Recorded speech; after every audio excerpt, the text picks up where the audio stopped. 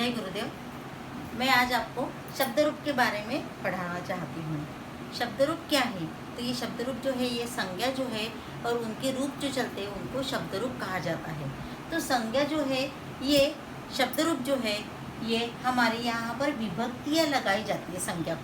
संज्ञा को या शब्दरूप जो है उनको विभक्तियाँ कहा जाती है। लेकिन सबसे पहले हम देखेंगे ये शब्दरूप क्या होता है।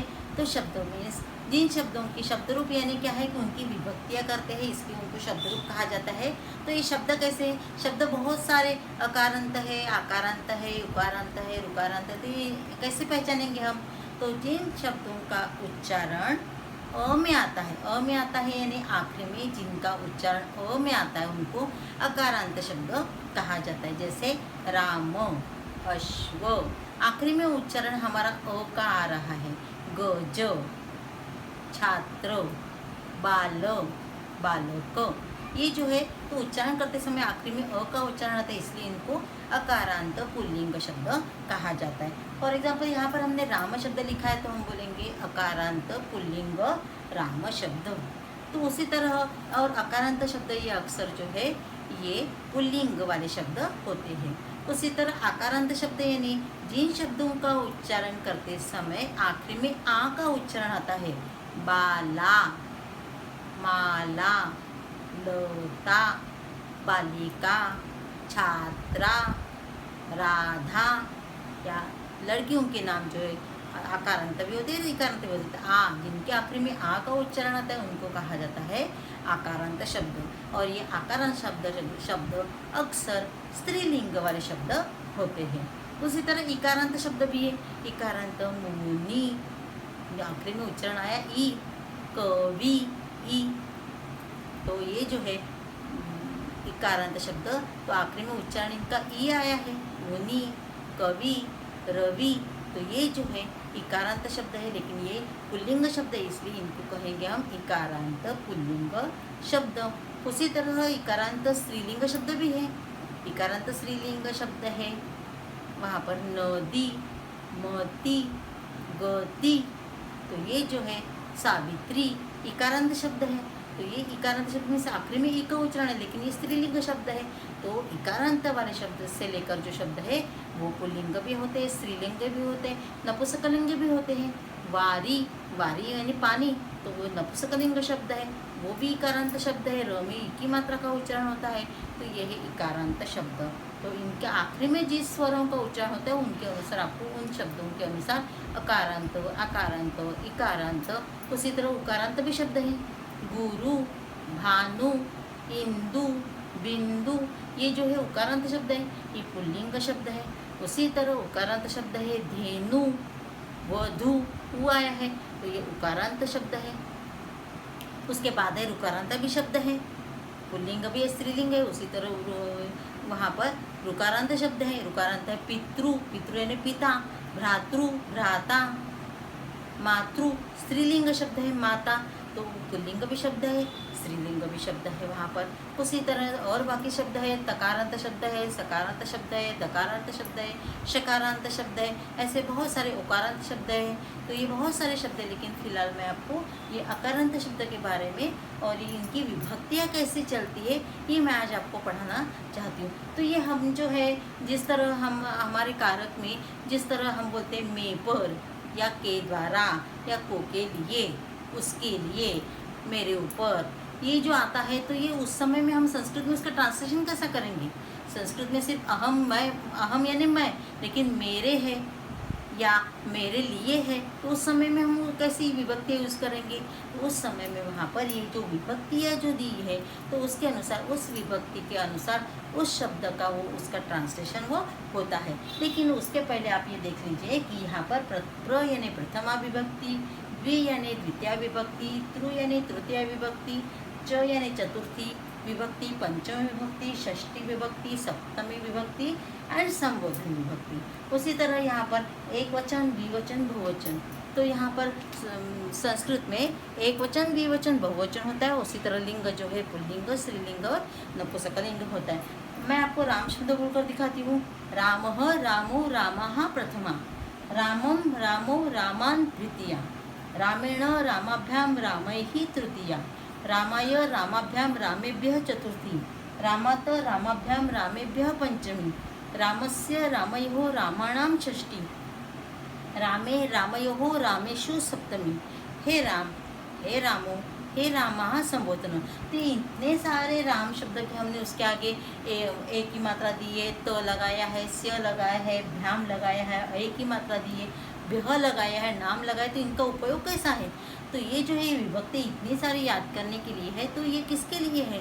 तो इसके पहले हमें वो कारक के बारे में अभी हमें पहले देखना है। तो यहाँ पर कर्ता ने प्रथमा विभक्ति, यानी कार्य करने वाला व्यक्ति जो है वो हमेशा प्रथमा विभक्ति में आता है। तो ये प्रथमा विभक्ति वाला, ये राम, रामो और रामा है, ये प्रथमा विभक्ति वाला है। जैसे फॉर एग्जांपल राम पढ़ता है तो रामः पठति, या बालक पढ़ता है तो हम बोलेंगे बालकः पठति।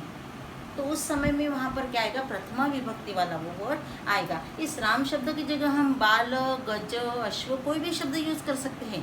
राम के आगे विसर्ग है तो गज के आगे विसर्ग आएगा, अश्व के आगे विसर्ग आएगा, बाल है तो बालक के आगे विसर्ग आएगा। यहाँ पर औ की मात्रा है तो अकारांत तो कोई भी शब्द हो उनके आगे द्विवचन में औ की मात्रा देनी है, आकारांत में आ की मात्रा और विसर्ग देना है, द्वितीय विभक्ति में म लगाना है, औ की मात्रा देनी है, आ की मात्रा और न देना है, यहाँ पर ए की मात्रा और बांटकर नहीं देना है। राम शब्द की यहाँ पर जो जो हमने लगाया, भ्याम लगाया, ए की मात्रा लगाई, त लगाया, से लगाया, तो सेम शब्द, सेम आपको वर्ड जो है, जो आगे वाले शब्द जो है वो उसके साथ अकारांत शब्दों के साथ सभी के साथ आपको एज इट इज़ ऐसे ही जोड़ना है। ऑटोमेटिकली एक शब्द याद करने के बाद आपको सभी शब्द याद हो जाएंगे।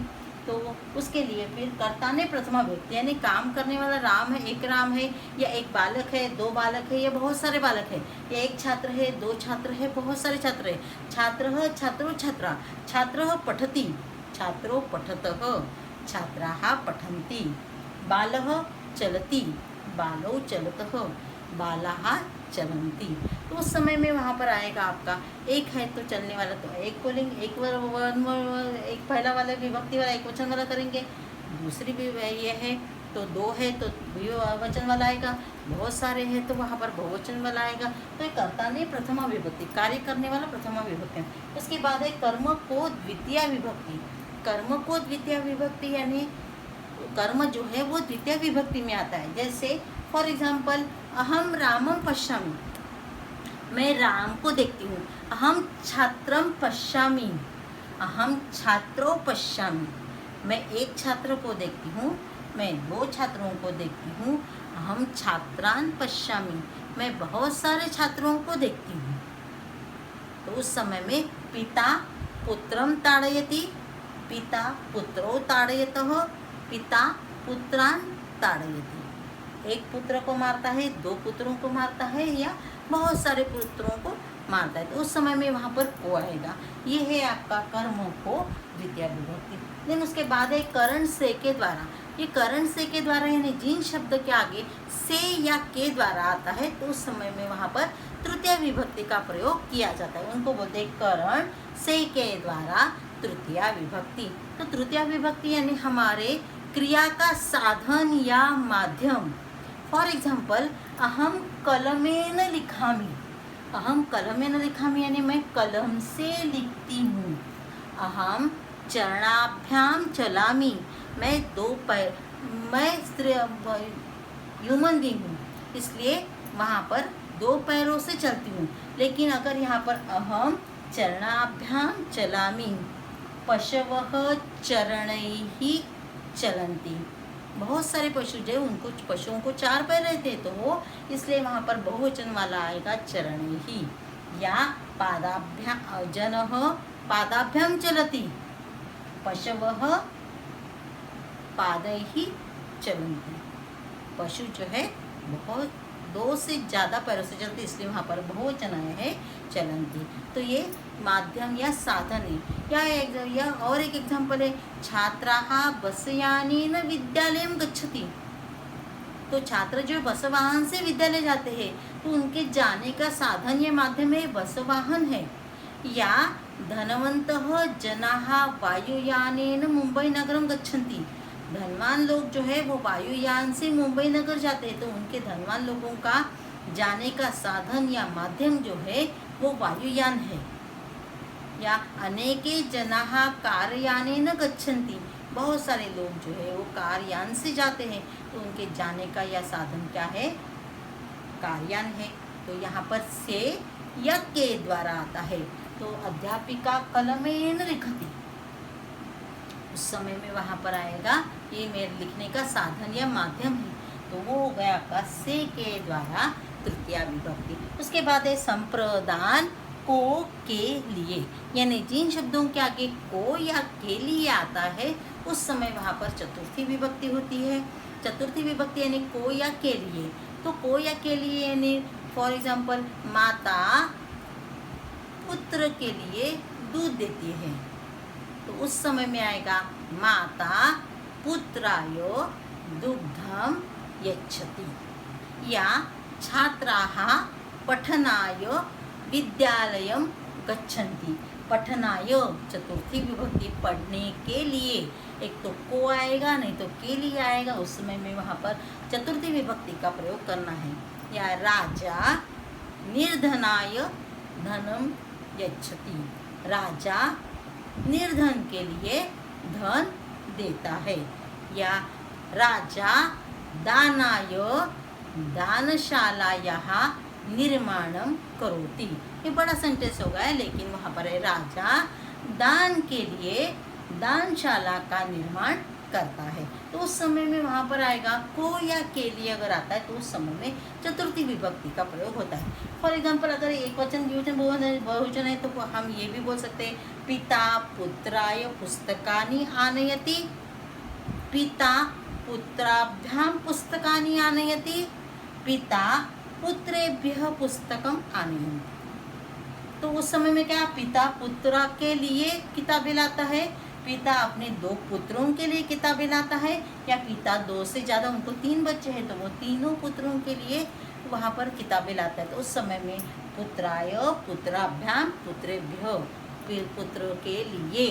माता पुत्राय मोदकम यच्छति, माता पुत्र के लिए मोदक देती है, 2 पुत्रों के लिए देती है, बहुत सारे पुत्रों को मोदक देती है, उस समय में वहाँ पर आएगा को के लिए चतुर्थी विभक्ति। देन उसके बाद है अपादान से अलग होना। अपादान से अलग होना, जिससे अलग होते हैं उसको आपको पंचमी विभक्ति करनी है, जिससे अलग होते हैं।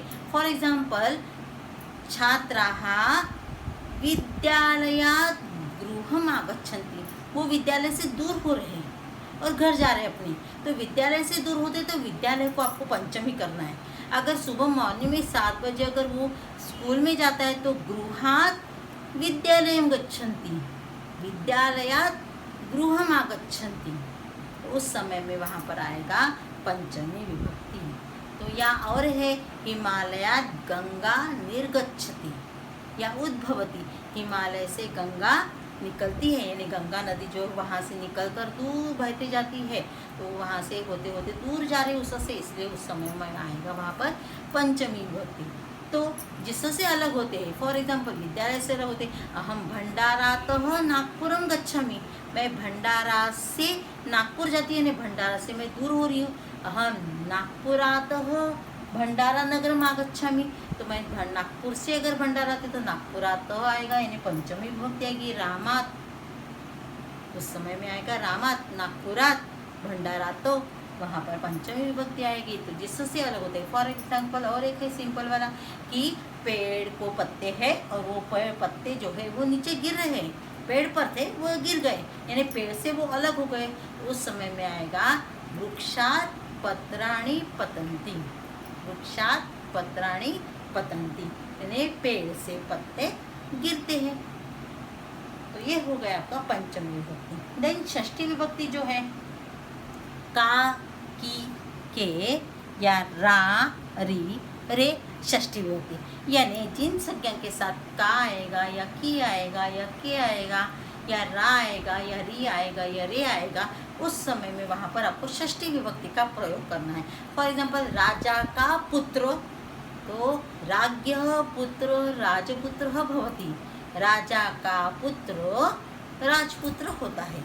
उसी तरह मेरा नाम, मेरा यानी मम नाम, बालकस्य नाम, यानी यहाँ पर उस समय में आएगा षष्ठी विभक्ति। मेरा, तुम्हारा, उस समय में मैं और तुम शब्द आता है तो उस समय उनके आगे आता है अक्सर रा री रे। मेरा, मेरी, मेरे, तुम्हारा, तुम्हारी, तुम्हारे, हमारा भारत देश, अस्माकं भारतम देशम, उस समय में वहाँ पर आता है षष्ठी विभक्ति। तो एतानि सर्वाणि पुस्तकानि छात्रस्य अस्ति, ये सन्ति, ये सभी किताबें छात्र की है। एतानि सर्वाणि पुस्तकानि छात्रस्य अस्ति, एतानि सर्वाणि पुस्तकानि छात्रयोः अस्ति, ये सभी किताबें दो छात्रों की है। एतानि सर्वाणि पुस्तकानि छात्राणां सन्ति, ये सभी पुस्तकें जो है वो छात्रों की है। उस समय में छात्र से भी यूज़ कर सकते हैं, छात्रयोः भी यूज़ कर सकते हैं, छात्राणां भी ये सभी किताबें एक छात्र की है, दो छात्रों की है, बहुत सारे छात्रों की है। उस समय में षष्ठी विभक्ति का वहाँ पर प्रयोग होगा। मेरा, मम, एतत् मम पुस्तकमस्ति, जब मेरा किताब है उस समय में वहाँ पर एक तो का आएगा, या तो की आएगा, नहीं तो के आएगा, या रा आएगा, या री आएगा, या रे आएगा। तो जिन संज्ञा के साथ काकी के या रा रे आता है तो उस समय वहाँ पर षष्ठी विभक्ति का प्रयोग करना है। उसके बाद है सप्तमी विभक्ति, अधिकरण। अधिकरण में पर यानी जिन संज्ञा के साथ में या पर आता है उस समय में वहाँ पर सप्तमी विभक्ति का प्रयोग करना है। फॉर एग्जाम्पल, पेड़ पर पक्षी रहते हैं, पेड़ पर, तो उस समय में आएगा वृक्षे खगाहा तिष्ठन्ति या निवसन्ति। पेड़ पर, में पर आता है तो जैसे रामे, रामे जलम पतति, राम पर पानी गिरता है। रामे पत्रम पतति, राम पर पत्ता गिरता है तो उस समय में पर आएगा। या बालके माता पुत्रे स्नेहति, माता पुत्र पर प्रेम करती है तो पुत्रे एक पुत्र पर करती है, पुत्रयोः दो पुत्रों पर करती है, बहुत सारे पुत्रों पर करती है। या अध्यापिका छात्रे स्नेहति, अध्यापिका छात्रयोः स्नेहति, या अध्यापिका छात्रेषु स्नेहति, अध्यापिका छात्र पर प्रेम करती है, छात्रे छात्रयोः छात्रेषु सभी छात्रों पर प्रेम करती है। उस समय में वहाँ पर आएगा में पर, अगर आता है उस समय में वहाँ पर आएगा। या बालकः तबला वादने कुशलः अस्ति, बालक तबला बजाने में कुशल है या निपुण है, उस समय में वहाँ पर तबला वादने, तबला बजाने में, तो में आता है या पर आता है तो उस समय में वहाँ पर सप्तमी विभक्ति का प्रयोग होता है। उसके बाद है संबोधन। संबोधन यानी जिसको भी आवाज़ दिया जाता है, जिसको संबोधित किया जाता है, उस समय में वहाँ पर संबोधन विभक्ति का प्रयोग होता है। हे राम यानी हे या हे बालक या हे छात्र, अत्र आगच्छ यहाँ आओ, तो ये संबोधन वाला है तो उनको हम आवाज़ देते हैं, उनसे बात करते हैं। हे भगवान ये क्या हो गया, हे भगवान ने हमें भगवान को आवाज़ दिया है और फिर उनको पूछा ये क्या हो गया, तो उस समय में वहाँ पर आता है संबोधन। तो भो राम या हे राम या अरे राम, ऐसा हम अरे छात्र यानी हे छात्र, तो यहाँ पर आता है संबोधन में हे या भो या अरे आता है, तो उस समय में वहाँ पर आता है संबोधन वाले विभक्ति का। राम, हे राम, हे रामो, हे रामः, या भो राम, भो रामो, भो रामः, ये आपको ध्यान में रखना है। उसी तरह ध्यान में रखो और एक बात है, ये द्विवचन वाली प्रथमा विभक्ति और द्वितीय विभक्ति सेम है।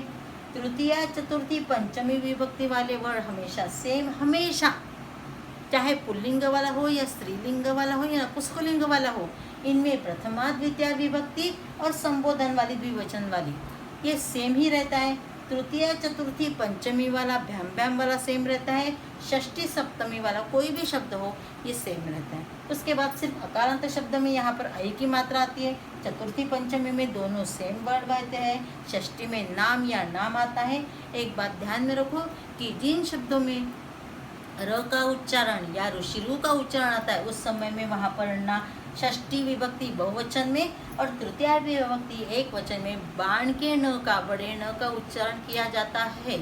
और अगर राम नहीं देव है तो यहाँ पर आएगा न, देवे न, देवानाम, अश्वे न, अश्वानाम, गजे न, गजानाम, बालकेन, बालकानां, जिसमें र का छात्रेण, छात्राणाम, छात्र, और इसमें र का उच्चारण आता है, तो जिसमें र या ऋषिरु का उच्चारण आता है उस समय में आपको बाण कर्ण लिखना है और बाकी शब्दों में आपको न का उच्चारण करना है। कहाँ पर? तृतीय विभक्ति एक वचन और षष्ठी विभक्ति बहुवचन में। तो ये है आपका यहाँ पर। और फिर यहाँ पर आपको रामयोः, रामयोः द्विवचन में रामयोः, रामयोः हमेशा ध्यान में रखो कि यहाँ पर शु आता है या सपेरा स में ऊ की मात्रा आती है वहाँ पर, ये मैं आपको बाद में बताऊंगी, लेकिन फिलहाल इतना ध्यान में रखो कि अकारांत शब्द में आखिरी में शु आता है। और ये जो द्विवचन और बहुवचन वाले जो प्रथमा विभक्ति वाले वर्ड है, सेम वर्ड यहाँ पर संबोधन में होते हैं। उसी तरह मैंने इसी के लिए आपको एक ब्लैक बोर्ड पर ये लिख कर दिया है, रामः पठति, एक राम पढ़ता है, रामाः पठन्ति, दो राम पढ़ते हैं, अहम रामम पश्यामि, मैं राम को देखती हूँ, ये द्वितीय विभक्ति वाला है। अहम करता है, राम ये कर्म है और अहम है इसलिए पश्यामि वहाँ पर आया है। देन रामेण पाठ पठित, राम के द्वारा पाठ पढ़ा जाता है, उस समय में वहाँ पर रामेण पाठ पठित, राम के द्वारा पाठ पढ़ा गया, जाता है की जगह पढ़ा गया, भूतकाल वाला शब्द है, पाठ पढ़ा गया। पिता रामाय पुस्तकम आनेति, पिता राम के लिए पुस्तक को लाता है। माता रामात् दूरम गच्छति, माता राम से दूर जाती है। एतत् पुस्तकम रामस्य अस्ति, यह किताब राम का है। हे राम अत्र आगच्छ, हे राम यहाँ पर आओ। और एक शब्द यहाँ पर छूट गया है, यहाँ पर आएगा रामे जलम पतति, वहाँ पर आएगा रामे जलम पतति।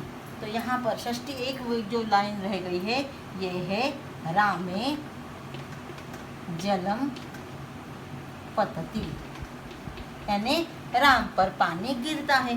तो ये प्रथमा विभक्ति वाला वर्ड है, ये द्वितीय विभक्ति वाला वर्ड है, ये तृतीय विभक्ति वाला है, ये चतुर्थी विभक्ति वाला है, ये सभी एक वचन वाले। इसकी जगह आप द्विवचन वाला भी वर्ड यूज़ कर सकते हैं राम की जगह। यहाँ पर जहाँ जहाँ मैंने राम शब्द यूज़ किया है वहाँ पर आप ये द्विवचन वाली ये लाइन भी यूज़ कर सकते हो, या यहाँ पर ये बहुवचन वाली लाइन भी आप यहाँ पर यूज़ कर सकते हो। तो यहाँ पर प्रथमा विभक्ति है, द्वितीय विभक्ति है, तृतीय विभक्ति है, चतुर्थी विभक्ति है, पंचमी है, षष्ठी है, और यहाँ पर सप्तमी है, और हे राम अत्र आगच्छ, हे राम यहाँ पर आओ। तो इसी के अनुसार यहाँ पर फिलहाल मैंने एक ही शब्द लेकर आपको यहाँ पर ये शब्द रूप जो है वो कैसे जोड़ने हैं और या उसका कंस्ट्रक्शन कैसे करना है, ये अकारांत पुल्लिंग राम शब्द जैसा मैंने आपको यहाँ पर चलाकर दिखाया है। तो आपका फिलहाल अभी यह होमवर्क है कि राम शब्द जैसे कोई भी 5 शब्द जो है ये राम शब्द जैसे आपको लिखकर देखने हैं। तो और राम शब्द याद करोगे तो राम के जगह आप अश्व बोलोगे, या आपका कोई बॉयज़ है तो उनका नाम, या किसी गर्ल है तो उनके भाई का नाम अगर अकारांत शब्द है तो उन शब्दों को बोलकर भी ये बोल सकती है। वहाँ पर राम रामो रामा है तो यहाँ पर अगर आकाश शब्द है तो आकाशः आकाशो आकाशः आएगा, या जो भी पुल्लिंग वाला अकारांत शब्द है तो वो सभी जो है इसके अनुसार ही चलेंगे। तो कोई भी 5 शब्द जो है ये आप इसके अनुसार चलाकर देखो। ओके, जय गुरुदेव।